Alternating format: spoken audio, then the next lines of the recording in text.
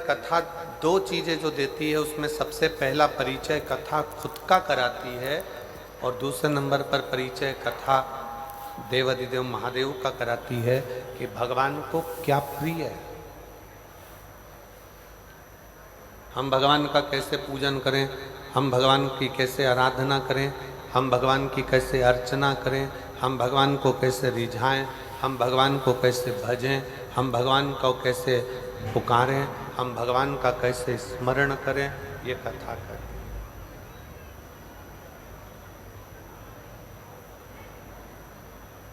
भगवान की पूजन कैसे करना है, भगवान का भजन कैसे करना है, भगवान का स्मरण कैसे करना है, भगवान का नाम जाप कैसे करना है, भगवान का भजन कैसे करना है। प्रवचन देने वाला प्रवचन देगा, दूसरा उसको सुनेगा, अपने विवेक में रहेगा, बुद्धि में रहेगा, अपने ऊपर उतारेगा। पर कथा पहले सबसे पहला काम करती है, जो कथा बांचने वाला है उस पर अमल कराती है।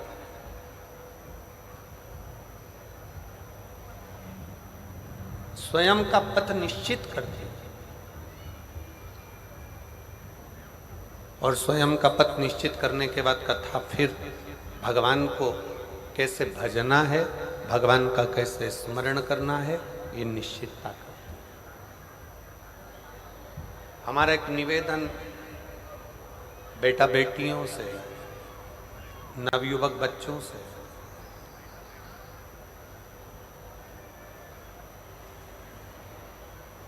माता पिता का हाथ पकड़कर जब तक आप चले,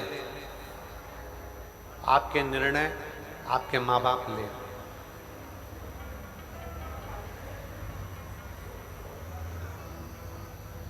जब तक बच्चा अपने माँ बाप का हाथ पकड़कर चले, निर्णय माता पिता ले।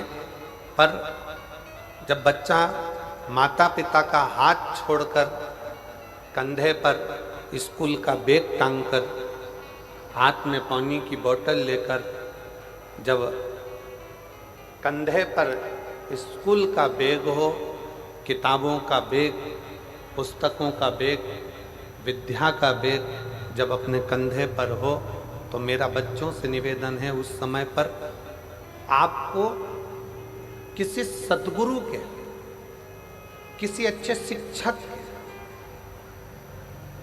निर्णय की बहुत जरूरत है।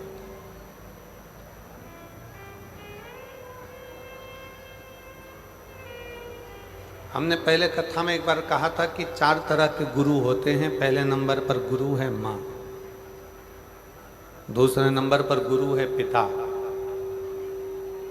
तीसरे नंबर पर गुरु है शिक्षक और चौथे नंबर पर गुरु है सद्गुरु।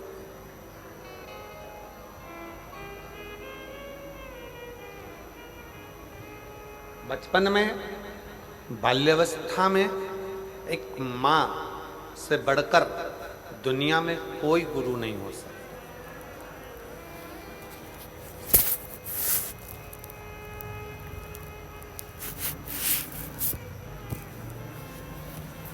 बच्चा डॉक्टर बनेगा कि बच्चा कलेक्टर बनेगा, बच्चा एसपी बनेगा कि बच्चा डीएसपी बनेगा, बच्चा मंत्री बनेगा कि संतरी बनेगा कि कलंतरी बनेगा, बच्चा क्या बनेगा, बच्चा व्यापारी बनेगा, व्यवसायी बनेगा कि नौकरी करेगा, एक माँ निश्चित कर देती है। क्योंकि वो माँ अपने बच्चे को दूध भी पिलाती है तो ज्ञान भी देती है।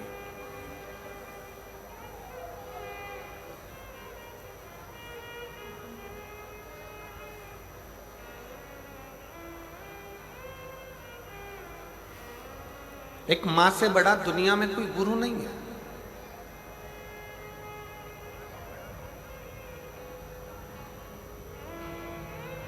और नवयुवक बेटा बेटी अपनी बुद्धि में ये बात बिठाएं। कई लोग ऐसे हैं जिनको सहेलियों की बात अच्छी लगती है, दोस्तों की बात अच्छी लगती है, पर घर के माँ बाप की बात अच्छी नहीं लगती।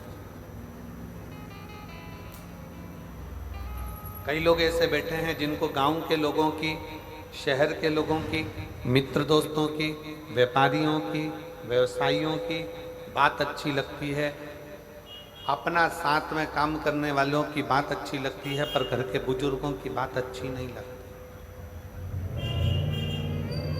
कई बहुएं हैं, कई बेटे हैं, कई बेटियां हैं, कई दामाद हैं, कई बेटियां जिनको लोगों की बात अच्छी लगती है, पर घर के बुजुर्गों की, घर के माता पिता की बात अच्छी नहीं लगती।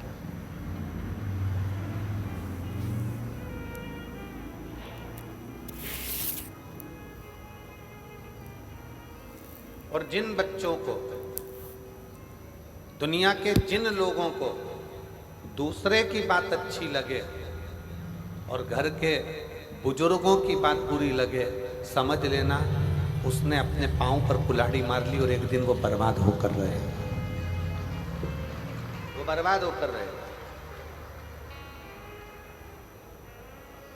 जिसको दुनिया में दूसरे का धर्म अच्छा लगता है, अपना धर्म बुरा लगता है, जिसको पराया धर्म अच्छा लगे, पराये लोग अच्छे लगें, पराये धर्म के लोग अच्छे लगें, दूसरे के त्यौहार अच्छे लगें और खुद के त्यौहार बुरे लगें, खुद का धर्म बुरा लगे, समझ लेना कि तुम अपने पांव पर कुल्हाड़ी मार रहे हो।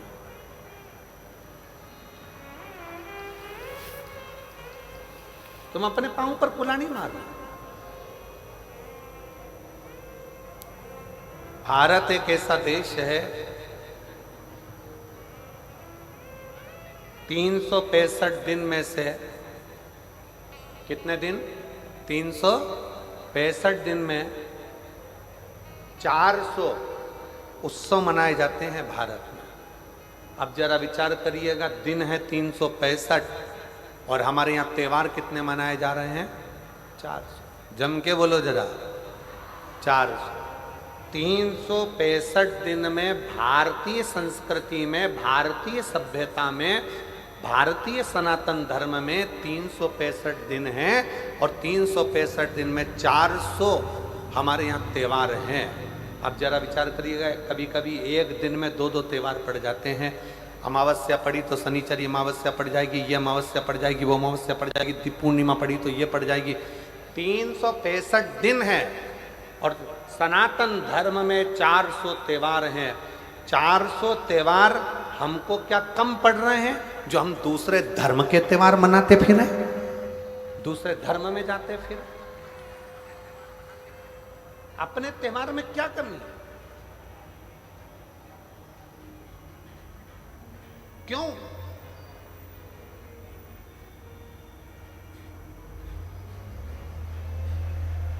किस लिए?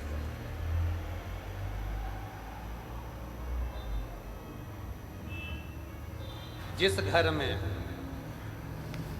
घर के माता पिता की बात बुरी लगने लगे और बाहर वालों की बात अच्छी लगने लगे, तो समझ लेना ये घर बर्बादी का सिरा बन गया।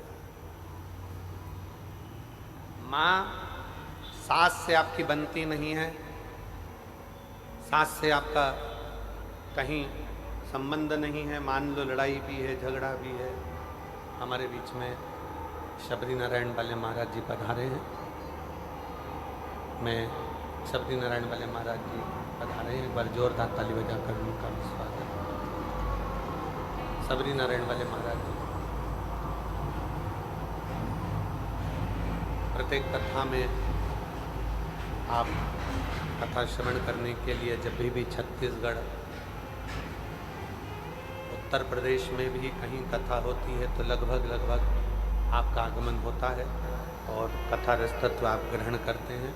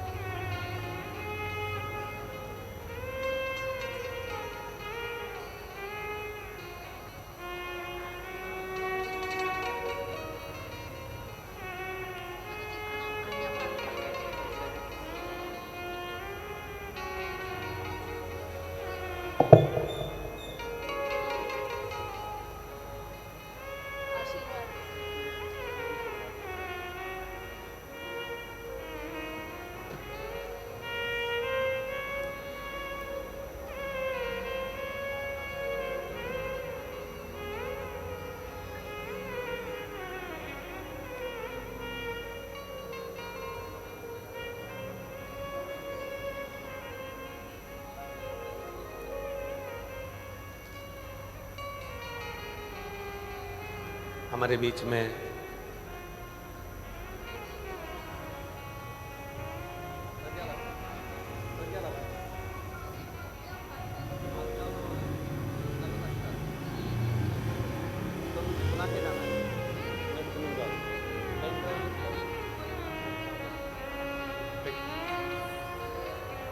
दीदी प्रज्ञा भारती जी हमारे बीच में पधारी हैं, जिनका नर्मदा अष्टक पूरे विश्व में प्रसिद्ध है। एक बार जोरदार ताली बजाकर उनका साधुवाद करिएगा। बहुत सुंदर आप नर्मदा अष्टक, हमने निवेदन भी करा है कि कथा के विराम के समय पर एक बार नर्मदा अष्टक का पाठ आप और हम सब मिलकर करेंगे। एक बार जोरदार ताली बजाएं।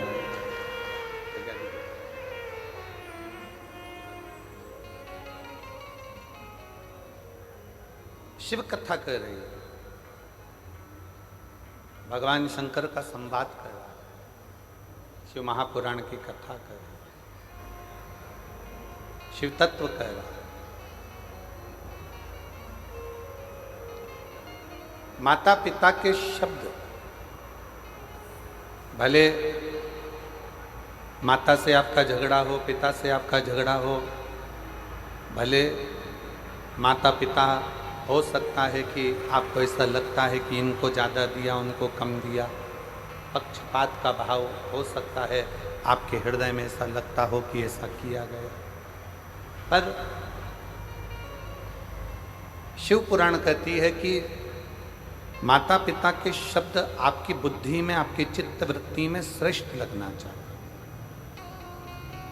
श्रेष्ठ। कभी भी एक बात अपने जीवन में उतार कर रखिए कि घर के बुजुर्ग के पास में अगर कोई वस्तु है या घर के बुजुर्गों के पास में कोई सामग्री है, वो किसी दूसरे को नहीं देंगे, देंगे तो आपको देंगे,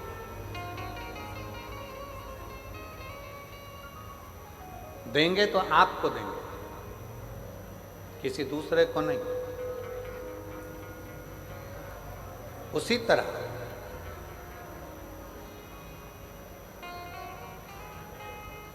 शिव महापुराण की कथा कहती है कि घर का जो बुजुर्ग है, घर का जो बड़ा है, घर का जो बयो है, अगर वो आशीर्वाद देगा, यदि कुछ आपको प्रदान करेगा, वो किसी अन्य को जो दे रहा है उससे 4 गुना ज़्यादा प्रबल वो बल आशीर्वाद आपको दे रहा है, आपको प्रदान करें। इसलिए प्रयास करें। हम मना नहीं करेंगे कि आप बाहर वालों की बात को मत मानो, आप दुनिया की बात को मत मानो, आपकी सहेली की बात को मत मानो, आपके दोस्त की बात को मत मानो, खूब मानो, पर साथ में जो घर में बुजुर्ग हैं, घर में माता पिता हैं, घर में जो बयों हैं, घर में जो बड़े हैं, घर में जो विराजमान हैं, उनकी बात को भी आपको मानना चाहिए। एक दिन वो आपको श्रेष्ठता के मार्ग पर लेकर जाए। शिव महापुराण की कथा कहती है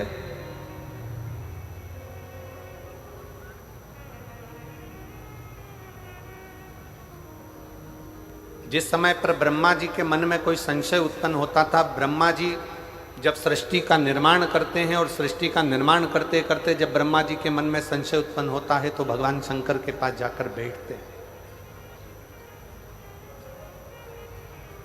भगवान शिव के पास जाकर बैठते।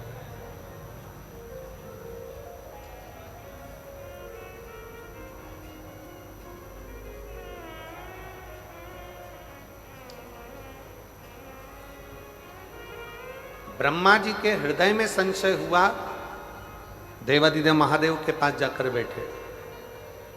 भगवान विष्णु के हृदय में संशय हुआ, भगवान देवादिदेव महादेव के पास जाकर बैठे।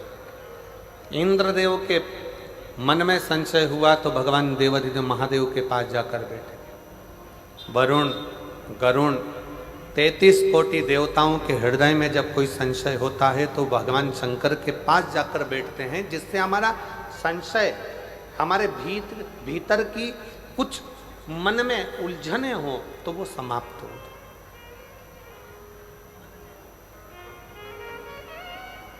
हमारे भीतर का संशय समाप्त हो, हमारे भीतर की उलझनें समाप्त हो। अब कितना सुंदर कहा कि भगवान ब्रह्मा जी के मन में संशय होता है तो वो भगवान शिव जी के पास जाकर बैठते हैं, भगवान नारायण के पास संशय होता है तो शंकर जी के पास जाकर बैठते हैं, इंद्र के मन में संशय होता है तो शिव के पास जाकर बैठते हैं, नारद जी के मन में संशय होता है तो शंकर जी के पास जाकर बैठते हैं। शिव महापुराण की कथा कहती है केवल देवता ही नहीं, भगवान राम भी अगर इस पृथ्वी पर जन्मे और उनके मन में संशय आया तो वो शंकर जी के पास जाकर बैठे हैं। भगवान कृष्ण इस पृथ्वी पर जन्मे, भगवान कृष्ण इस पृथ्वी पर जन्म लेने के बाद उनके मन में संशय आया तो वो भी भगवान शंकर के पास जाकर बैठे हैं। शिव महापुराण की कथा कहती है कि आपके हृदय में भी अगर कोई संशय है तो पहला काम करो, एक लोटा जल भरकर शंकर के मंदिर में ले जाकर चढ़ाओ और शिव के चरणों में जाकर बैठना प्रारंभ करो, संशय समाप्त होना चाहिए।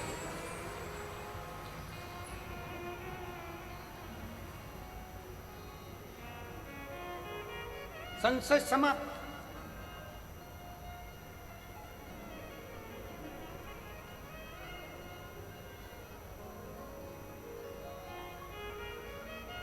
भीतर के संशय को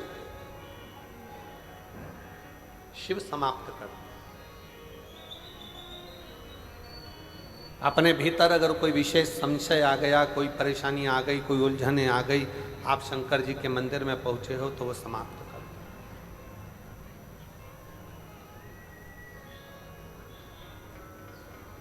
कहा शिव कहां मिलेगा, शंकर को पाने की जगह कौन सी है? सबसे जल्दी अगर कहीं भगवान मिल सकता है तो कहां मिलेगा?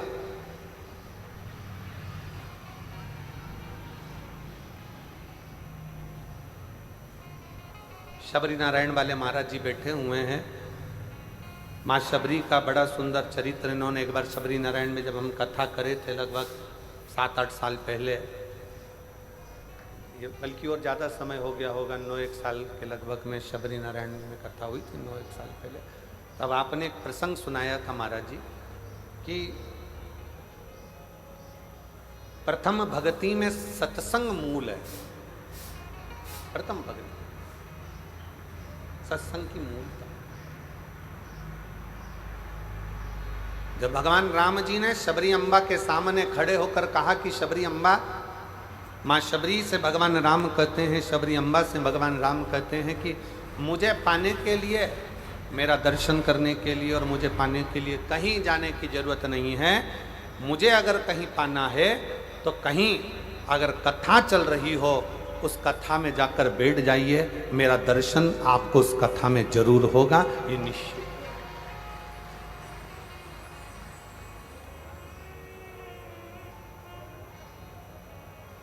अब किस रूप में होगा, कहां होगा, कैसे होगा, ये वो निश्चित करता है। उसकी निश्चितता वो करता है। 7 दिन की कथा में आज कथा का छठा दिन है जिसको शिवरात्रि कहा जाता है। आज शिव भक्त रात भर यहाँ रुककर कीर्तन करते हैं। सुबह 8 बजे से 11 बजे तक शिव भक्त कथा सुनते हैं।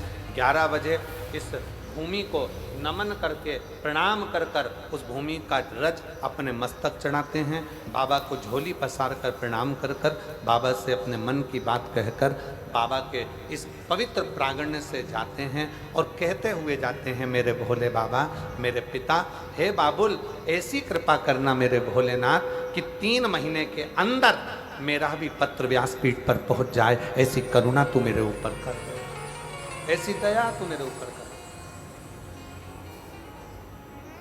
विनय करते हैं, निवेदन करते हैं। और केवल 2 दिन, आज का दिन और कल का दिन, कल कथा 11 बजे विराम हो जाएगी। फिर आपका और हमारा मिलन 1 अप्रैल को होगा, 5 अप्रैल तक शाहदा में 1 बजे से 4 बजे तक महाराष्ट्र। फिर अपन 1 बजे से 4 बजे तक शिव महापुराण की कथा महाराष्ट्र से श्रवण करेंगे। नूतन संवत्सर की करेंगे, नूतन वर्ष की करेंगे। नए वर्ष की, नए संवत्सर की और एक नई ऊर्जा के साथ कि हम नूतन वर्ष की पहली कथा सुन रहे हैं। बाबा हमारे मन के मनोरथ पूर्ण करे।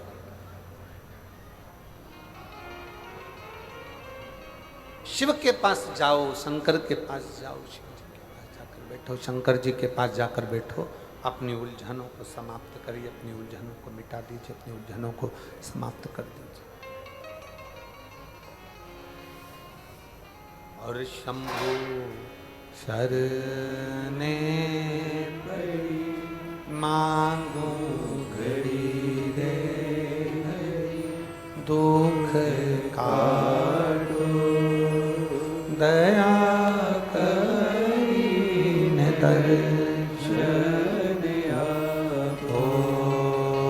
शंभु शरणे पड़ी मांगो घड़ी रे, दुख काटो दया करीने दर्शन आपो।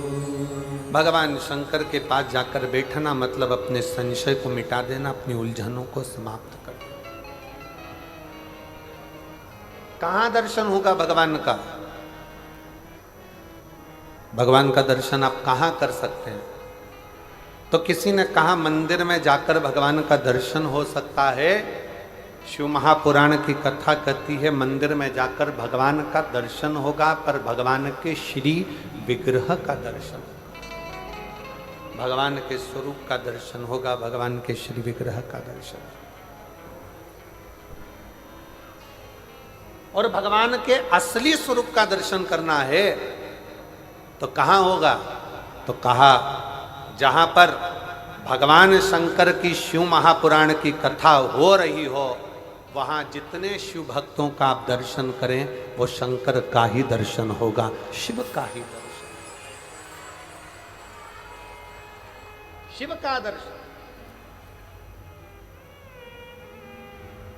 शिव महापुराण की विद्येश्वर संहिता में, शिव महापुराण के महत्तम में लिखा, वेद व्यास जी ने लिखा, श्री शिवाय नमस्तुभ्यम बोलने वाला शंकर भगवान की शिव महापुराण की कथा सुनकर जाने वाला जिस ओर से निकल कर जाता है, उसके शरीर से छूकर जो हवा जाती है, और अगर उस रोड पर, उस गांव में, उस रास्ते में कोई अधोगति में मर गया, एक्सीडेंट में मर गया, कोई अचानक बीमारियों से मर गया, बहुत आस और विश्वास था उसको, जीने की तमन्ना थी, अचानक मर गया, अगर कोई शिव पुराण सुनकर जा रहा होता है, उसके शरीर से लगकर कोई हवा भी चलकर जाती है तो वो जीवात्मा का कल्याण करते करते जाती है, उसको मुक्त करते करते जाती है, उसको मोक्ष करते करते जाती है, उसकी मुक्ति करते करते जाती है। ये सियोर वाला महाराज नहीं कर रहा, ये शिव महापुराण की कथा में महत्तम में लिखा कि शिव पुराण की कथा सुनकर जाने वाला व्यक्ति जिस जगह से निकल कर जाता है, वहां से हवा चलकर उसके शरीर से छूती हुई जहां तक जाती है, वो ना जाने कितने कितने जीवों का कल्याण कर देती है। ये शिव महापुराण की कथा।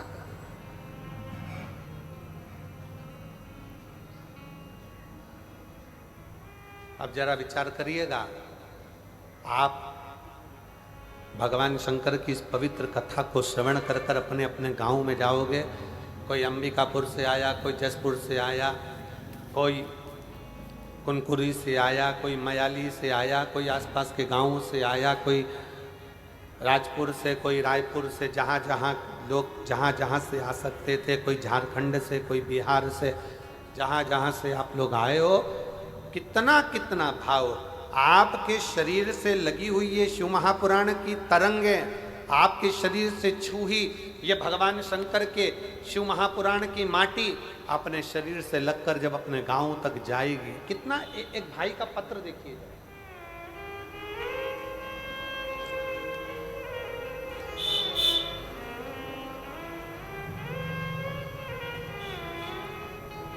मेरा नाम प्रीति साव है। प्रीति साव कहीं बैठी हो तो हाथ हिला सकती हो। मैं छत्तीसगढ़ राज्य के रायगढ़ जिला के छोटे से गांव से हूँ। कहीं बैठी हो तो हाथ हिला सकती हैं और एक बेलपत्र लेने के लिए आ सकती हैं। प्रीति साह,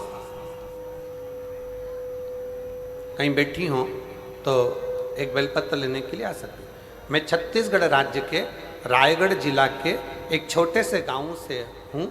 एक लोटा सारी समस्या का हल। गुरुदेव, एक लोटे जल का मैं क्या वर्णन करूं?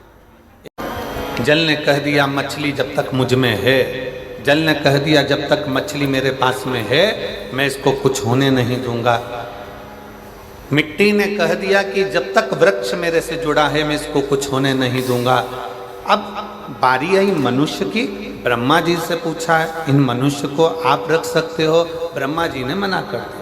भगवान नारायण से पूछा, नारायण ने भी कुछ कहा। तब भगवान शंकर से कहा कि इस ब्रह्मा ब्रह्म लोक में रहेंगे, भगवान विष्णु बैकुंठ लोक में रहेंगे, और रहेंगे तो केवल मृत्यु लोक में शंकर भगवान। अब इन मनुष्यों को संभालेगा कौन? इन मानवों को कौन संभाल सकता है? तब उस जगह पर स्वयं भगवान शंकर सामने आकर खड़े हो गए ब्रह्मा और विष्णु के सामने और कह दिया, तुम चिंता मत करो, जब तक मनुष्य पृथ्वी पर रहेगा, माँ के गर्भ में बच्चा आएगा, उस दिन से लेकर जब वो मरेगा तब तक शंकर भगवान कहते हैं मेरी जवाबदारी है उसको लेकर आगे बढ़ने की और उसको संभालना।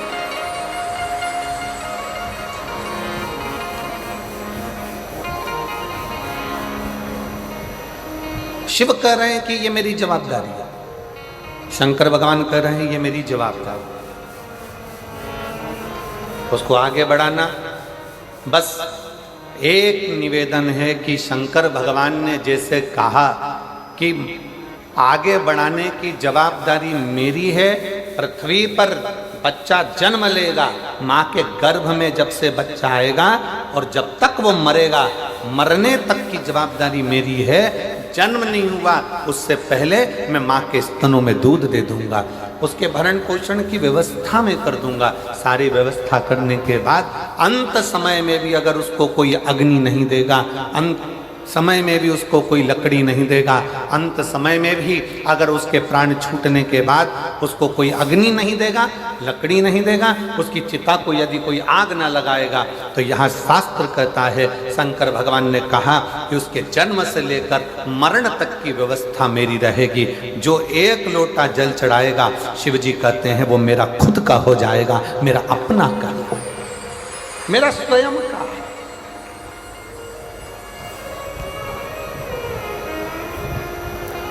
और मैंने तेरे ही भरोसे बाबा, तेरे ही भरोसे हवा बिच उड़ती जावांगी बाबा, डोर हथो छड़ी नावे कटी जावांगी।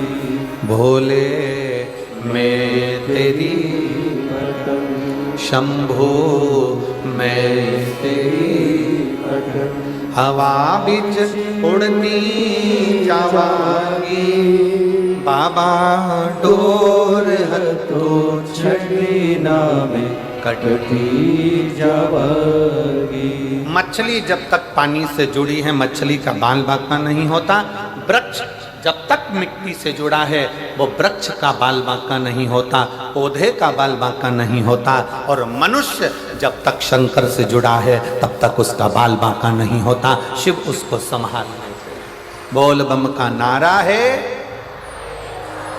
जरा जम के बोल बम का नारा है। उसका बाल बांका नहीं, वो संभालता है, वो बैठा है संभालने वाला, वो संभाले, वो संभाल लेता। और मेरे भोले तेरा सहारा है, मेरे भोले तेरा सहारा है, मेरी नैया का तू किनारा है, मेरी नैया का तू किनारा है। ओ मेरे बाबा तुझे पुकारा है, मेरे बाबा तुझे पुकारा है, मेरी नैया का तू किनारा है, मेरी नैया का तू किनारा है। हम उसके आश्रित होकर जिए।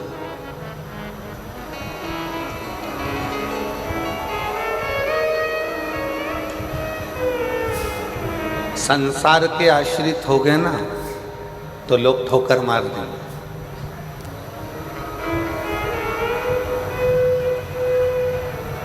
जगत के आश्रित हो गए तो भी लोग ठोकर मार देंगे, पर उस महादेव के अगर आश्रित हो गए तो ठोकर नहीं मिलेगी, ठोकर नहीं मिलेगी।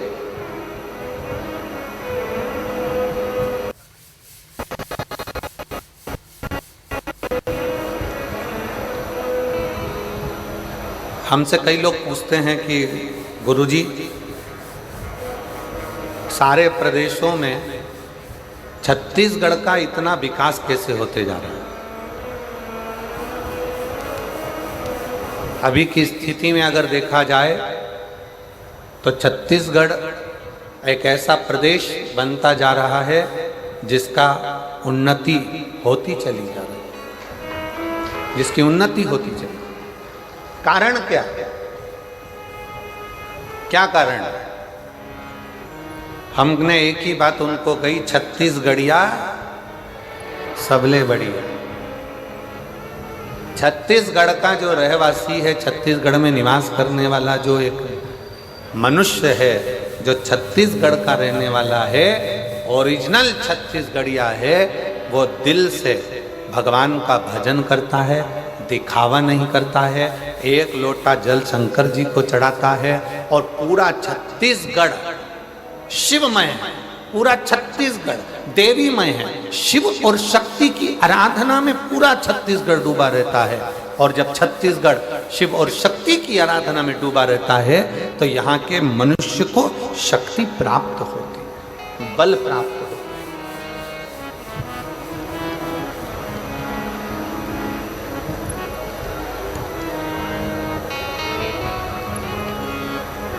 एक बात कहना चाहेंगे, आप लोगों के स्मरण में हो, दूसरे प्रदेशों में छोटे छोटे गांवों को छोड़कर गांवों में रहने वाले ग्रामीण शहर जाकर अपना मकान बना रहे हैं और वहां रहने की तैयारी कर रहे हैं। पर छत्तीसगढ़ का किसान, छत्तीसगढ़ का खेती करने वाला एक ग्रामीण, छत्तीसगढ़ में गांव में रहने वाला एक किसान जो धान की फसल लेता है, जो धान बोता है, वो अपना गांव नहीं छोड़ना चाहता, क्योंकि उसको मालूम है ये धान का कटोरा है और यही हमारा भरण पोषण का स्थान है। यही है।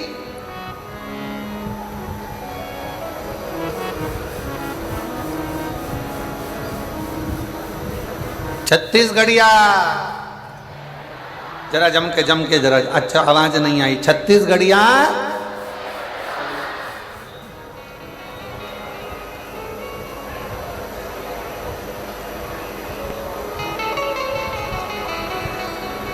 जल मछली से कहता है तुम मुझे मत छोड़ना, मैं तुम्हारा साथ निभाऊंगा, साथ में।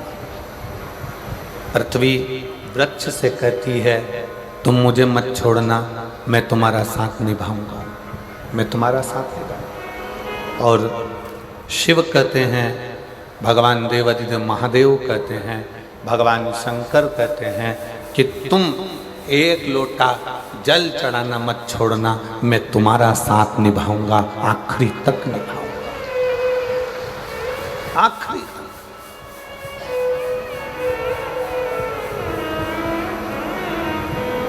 आप उसके आश्रित तो हो।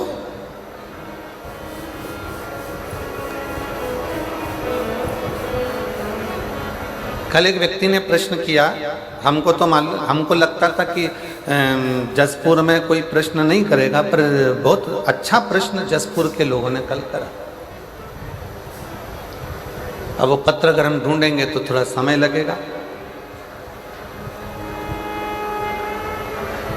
उस जसपुर की एक बहन ने लिखा पत्र में, अब वो कौन से गांव की है और वो पत्र को ढूंढेंगे तो थोड़ा समय लग सकता है। उसने पत्र में लिखा, क्यों गुरुजी, आप कहते हो संसार में जन्म लेने वाले प्रत्येक मनुष्य के हृदय में शिव का निवास है। आप कहते हो संपूर्ण जगत में जन्म लेने वाले मनुष्य के हृदय में शंकर बसा है, भगवान बसा है, ईश्वर बसा है। तो फिर अगर जगत में जन्म लेने वाले मनुष्य के हृदय में भगवान बसा है तो फिर भगवान इनको दुख देता ही क्यों है? अब प्रश्न देखिए जसपुर वालों का कितना जोरदार है।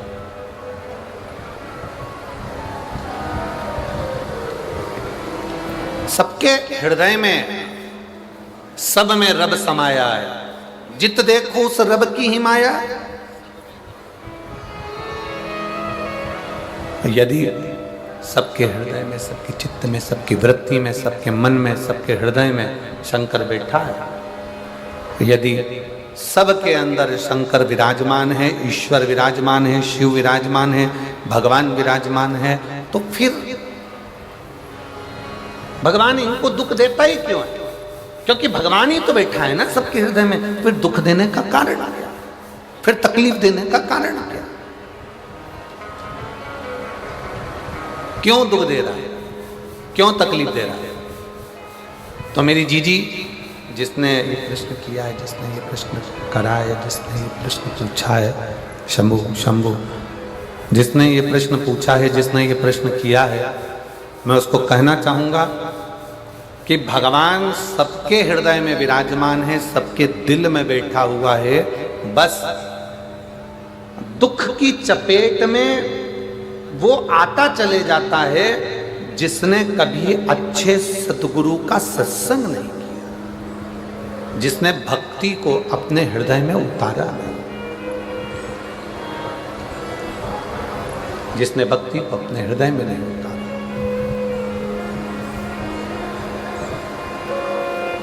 गुरु नानक देव जी ने एक बात कही अपनी वाणी में,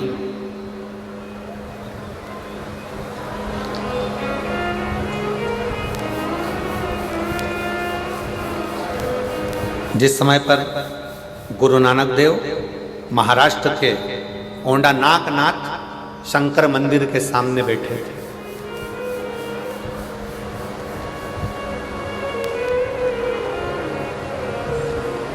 जिस समय पर गुरु नानक देव जी ओंडा नागनाथ महाराष्ट्र के शिव मंदिर की साक्षी में बैठे हुए थे, तो वहां पर उन्होंने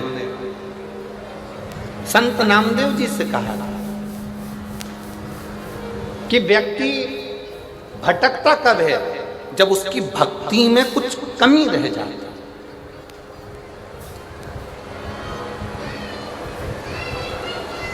जब उसके विश्वास में कमी रह जाती, उसके भरोसे में कमी रह जाती है।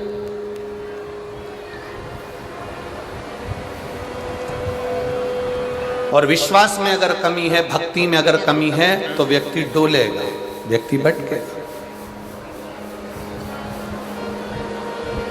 और यदि विश्वास पक्का है, भक्ति पक्की है, दृढ़ता पक्की है, तो व्यक्ति नहीं डोलेगा। कितना सुंदर कहा है, आपका विश्वास यदि महादेव के प्रति है, आपका विश्वास यदि परमात्मा के प्रति है, आपका भरोसा यह पक्का है कि मेरे सनातन धर्म में जो 33 कोटि देवता हैं वो मेरे लिए बहुत कुछ कर सकते हैं, तो तुम दुनिया में कभी नहीं भटकोगे, दूसरी धर्म की ओर नहीं जाओगे, आप नहीं भटकोगे।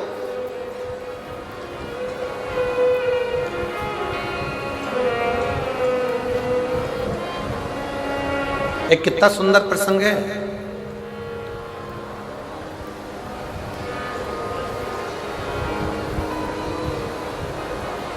मध्य प्रदेश की भूमि पर जन्म हुआ था बैजनाथ मिश्र का।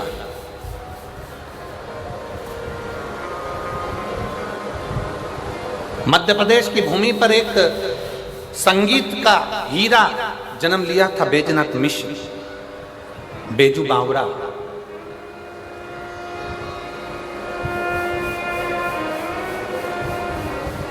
और ग्वालियर के राजघराने में वो बेजू बावरा अपनी संगीत की कला देता था।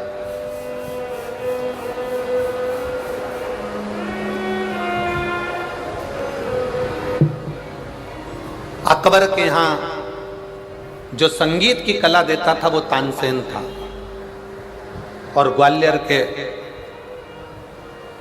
राजघराने में मानसिंह के उस राज्य में, ग्वालियर के राजघराने में अगर कोई संगीत की सेवा देता था तो वो बेजू बावरा था।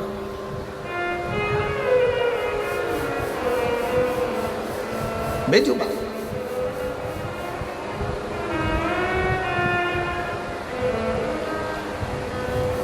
एक दिन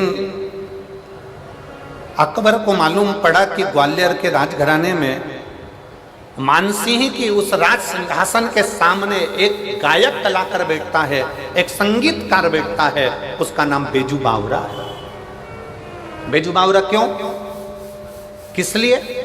क्योंकि वो संगीत में इतना डूब गया था, संगीत में इतना डूब गया था, इतना संगीत में डूब गया था कि 24 घंटे वो संगीत की कला से बाहर ही नहीं निकल पाता था। तो लोग ने उसे पागल कहना प्रारंभ कर दिया, बावरा कहना प्रारंभ कर दिया।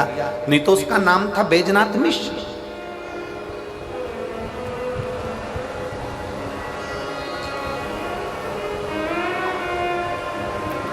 मानसिंह जी के उस राजघराने में बेजू बावरा अपनी प्रस्तुति देता, वहां का रतन था वो, वहां का हीरा था। वहां वो गाता, भजन करता, अपना कीर्तन करता, और मानसिंह जी प्रसन्न रहते।